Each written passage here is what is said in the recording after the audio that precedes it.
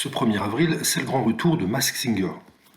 Pour cette 3e saison, le jury reste inchangé. On a Angoun, Jarry, Kev Adams, Alessandra Sublet et du côté de l'animation, on retrouve Camille Combal. Quelques nouveautés cette année. Certains soirs, une personnalité viendra aider les enquêteurs à progresser. Les stars parleront avec leur véritable voix sur le plateau en prononçant un seul et unique mot choisi par le jury.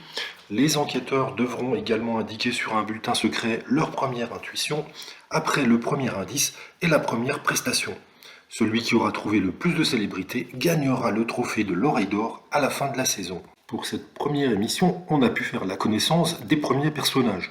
On a une banane, un cosmonaute, un crocodile, un papillon, un caméléon, un arbre, un cerf et un Bernard l'ermite. Des costumes exceptionnels, de la couleur, des formes. Il y en a certains qui sont effrayants, sexy.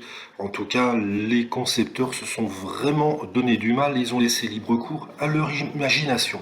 D'ailleurs, Camille Combal dit « On a des costumes les plus beaux depuis 3 ans ». Le crocodile notamment a fait forte impression grâce à son allure élancée et sa taille fine avec son moulant violet resserré par une ceinture.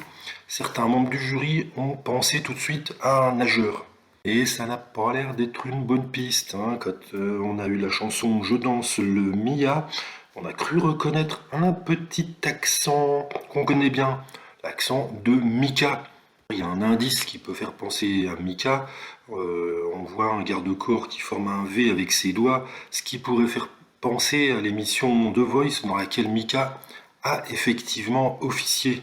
Et puis, dans le teaser de la saison, on apprend qu'une star internationale figure au programme. Pourquoi pas Mika? Pourtant, les enquêteurs n'ont pas prononcé son nom, ils sont partis sur d'autres pistes. Camille Lacour, Laurent Mestret, Christophe Beaugrand, Stéphane Bern.